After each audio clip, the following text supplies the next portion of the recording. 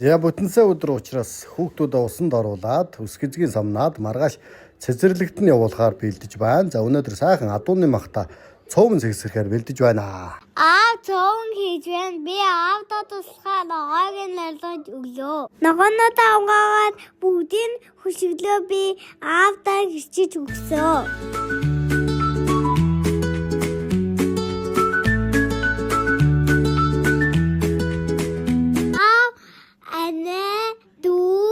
Хоёрыг усанд оруулахаар явсан учраас би цөөвөн хийж байна. Би тосоо хариулаад би гоё цөөвөн гинэ. Манайх дандаа сүүний дос ашигладаг. Эхлээд сонгоно хураад дараа ногоонтой хийсэн. Тэгээд махаа хийж хураад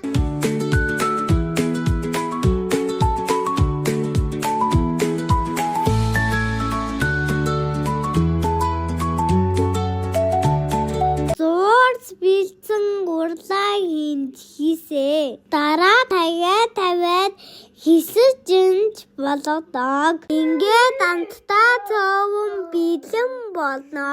Баяртай. Уурал орчлондээ амьдралаа цэцэгээ заанаш. Сайн фатидэ. Гой. Дэшараач.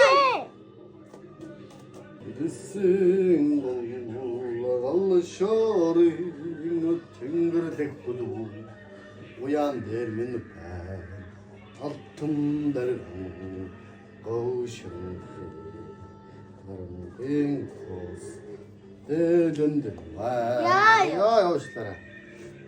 За Бэмбигийн минь анхны цөөвөн дажгүй сайхан боллоо. Гэхдээ бид нэр үсгэзгээ саманж за нүүр омоо угаасаар байгаад жоохон түлэгдэх шахсан байлаа. Гэхдээ бол их түлэгдээгүй.